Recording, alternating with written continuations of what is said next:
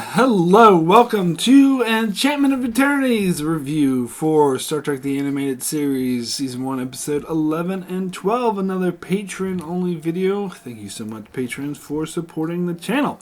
So, getting into these two episodes actually were pretty decent, especially compared to last month's two episodes, which were horrible. But, I always have to take into account that this is the animated series. As not only is it a kid's show, but it's a kid's show from the 70s. So I have to make allotments and not sort of expect too much out of it because it was made in the 70s and it's intended for kids. If I compare it to other cartoon shows of the 70s, it's got that same kind of style. But anyway, let me get into the next episode, which is the Terratin Incident. See, I thought this episode was good for a cartoon. Like, if this is a live action, this is too much like a cartoon. But it is a cartoon. So I think this is actually exactly the kind of thing I would expect to see in a Star Trek cartoon. That is an episode where the crew start growing small. Because there's gimmick episodes, even, of course, in the live-action Star Trek. You got the episode where they all grow old, or the episode where they speak with the word salad, or the episode where, I don't know, where, something gimmicky happens to the crew. Thankfully, it didn't happen too much in the live-action, but this is exactly the kind of thing I'd expect to see in a cartoon. And when I was a kid, there was a lot of cartoon shows would do stuff like this, where everyone would grow old, or everyone would grow young, or everyone would, or grow small, or something like that. Like, that kind of gimmicky thing is sort of inherent to cartoons, and I think it works in that format. And later and I think in season 2, there's an episode where they all grow young and they start turning into babies. And again, this is what I expect to see out of a Star Trek cartoon, and I think it works.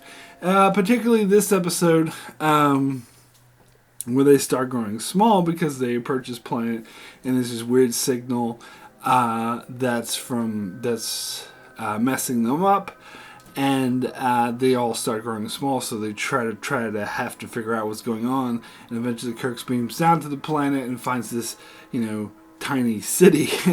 And apparently the city was emitting this signal because it was the only way they could communicate with the Enterprise, and because their planet was dying and their city was at risk of being destroyed, and they needed help, and the only way to communicate with them is turning them small. Now, that premise is a bit hard to buy, but again, it's a cartoon, so I give it some allotment that the only way they can communicate them with is to turn them small. That's a bit hard to...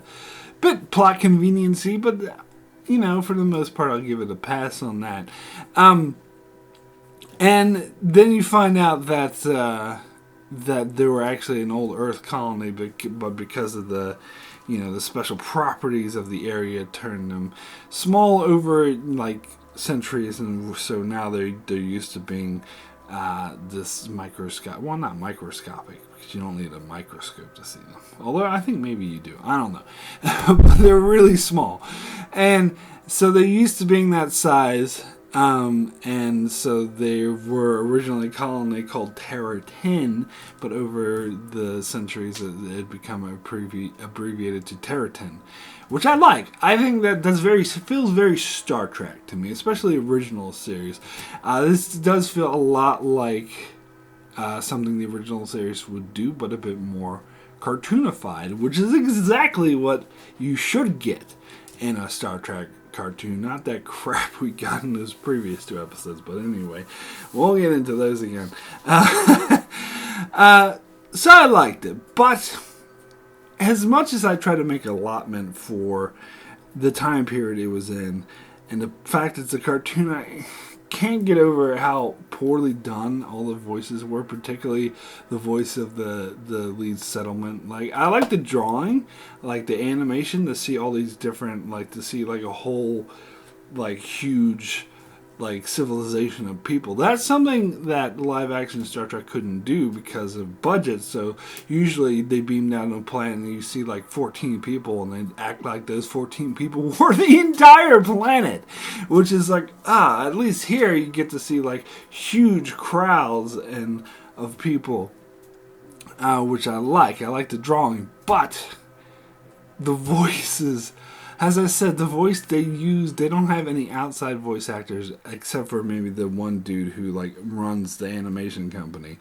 And so they have to get like William Shatner or James Doohan or George Takei to do the voices. And this is something throughout the series, of course, I talked about this before, but I don't know. In this episode, the voice I had for that guy who ran the company is, "Ye, I am the leader. I had to make it small so we could communicate with you. It makes it very hard to take this guy seriously when he is talking like this."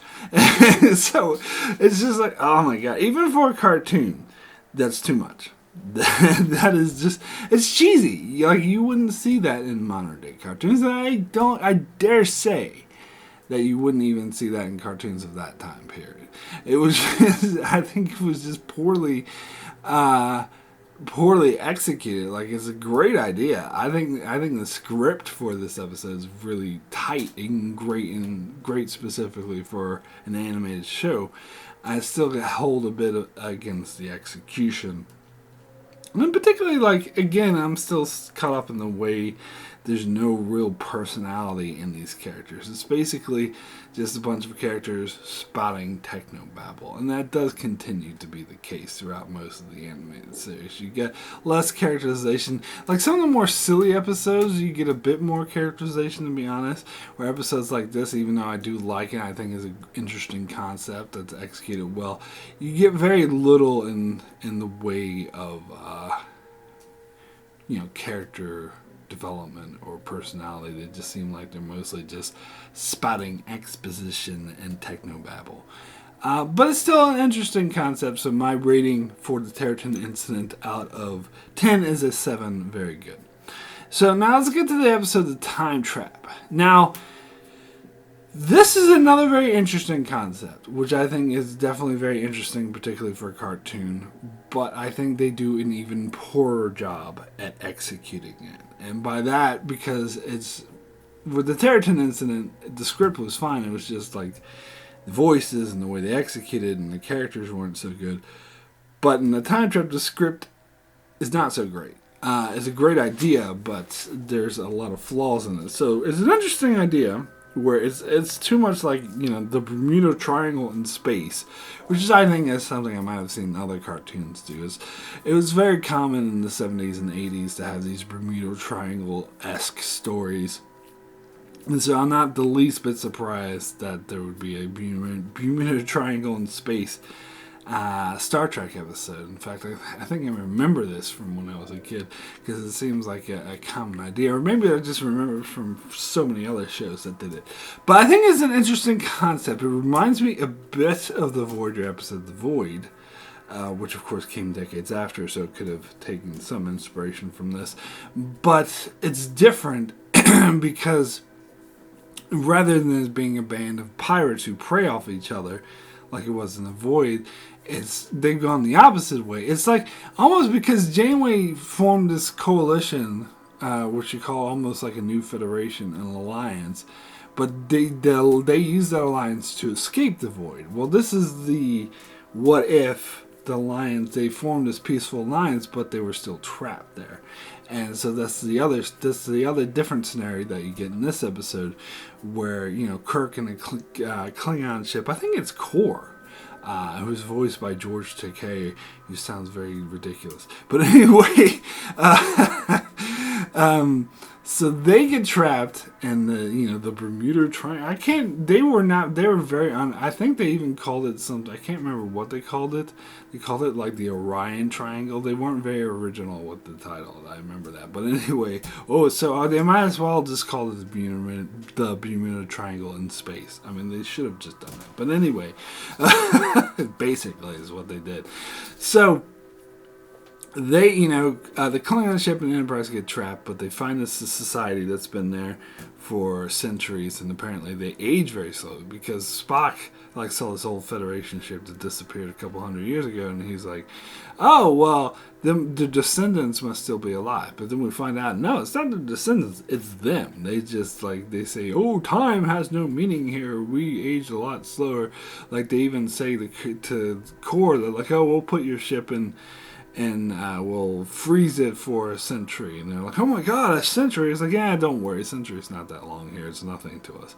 But, I mean, the Federation only formed 200 or something years ago, so they couldn't be been in there for that long, unless, of course, time is moving at a totally different rate, where kind of like a blink of an eye situation, where even though they spend centuries for them, is actually just like a couple years in the outside world, but they never said that because this is a cartoon show. They just say, "Oh, time works differently here," and that's all you need to know.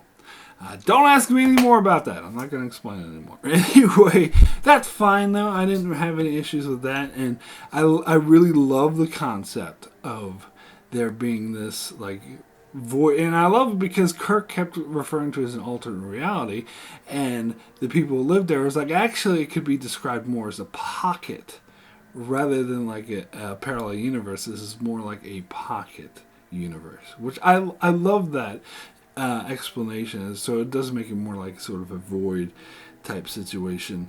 And I love that there was this whole society where a bunch of, you see Gorn, you see freaking Romulans, and all these different aliens, Tellarites, and I love the drawings on that was cool, and I loved seeing all the different aliens and how they all formed a society and they forgot their previous. And it doesn't. I'm pretty sure Star Trek did something similar to this. I can't remember off the top of my head, but it is. I like the concept, and I think it's really interesting, and that this is whole society, and that they're very much against Kirk leaving. Although it's kind of a trope whenever you have a situation like this in the episode, the people are always like, "Oh, you can't leave! Oh, you're so stupid for trying to leave. No one can ever leave." That's always when people get trapped there. It was the same with the Void. It's like, nobody leaves the Void. You're stupid for trying to leave. But at least they didn't punish them for trying to leave. There's been some episodes of shows that have been like, "Oh, you're trying to leave. That's bad. I'm going to kill you or imprison you. Yeah, it's illegal to try to leave." So I'm at least glad it didn't go that way. But the bulk of the episode was not about that. I mean, that was sort of the backdrop to it, which I thought that was a fascinating concept. But the bulk of the episode was just about the squabbles between Kirk and his crew and Core and his crew, which I found a lot less interesting. Particularly the way when Spock started acting all drunk and being like, "Oh ho ho," sorry, "Oh, I love you, Klingons," or saying something like, "Oh, Core, you're such a swell guy. You're so great for trying to team up with you. I love you." Or, I'm paraphrasing, of course, but it was so. I mean, again, this is a cartoon, but still, it's so obvious. Even Kirk was like, "Spock, what the hell are you doing? Why are you acting so strange?" And Spock's just like, "Oh, I can tell the Klingons are up to something, so I'm going to make it very obvious that I'm on to them." That's not what he said, but that's what he did. Why is he acting so obviously out of character, being hugging them? There's this one drawing where he has his arms around one Klingon, one arm around one Klingon, the other arm around the other Klingon. It's like he's acting drunk. He's like, "Hey, I love you, man." What the hell is this shit? And then they went to a ball or something, a dance at the place where all the civilization is, and McCoy starts hitting on one of the Klingon women, the wife of I don't know if it was Core, I think it was some other dude. But why why would you do this, McCoy? And of course, the other dude beat the shit out of her, threatened to kill him, and that's what got that's what got him in trouble. But that's just so dumb. And then they showed this very poorly animated thing where the woman plants a bomb on the Enterprise, and they had the cheesy 70s music going, "Dun dun dun! Oh no, it's a bomb!" That Yeah, I didn't care. They should have focused more on the civilization. I would have preferred this episode if there was no core. There were no Klingons. It was just the Enterprise that got sucked in, and the focus was in their interactions with the civilization. We explored the civilization more, what it means, and also at the end of the episode, Enterprise and the Klingon ship escape, and they make no effort to either rescue or contact or even tell anyone. I mean, I suppose you could surmise Kirk told Starfleet Command about it, but they make no effort to. So, I mean, you could say, oh, they don't want to be rescued, that's their home, but they might want some contact with the outside world. They might want, I don't know, maybe some of them want to leave, maybe they want the option, but Kirk is just like, ah, fuck it, I'll leave them behind.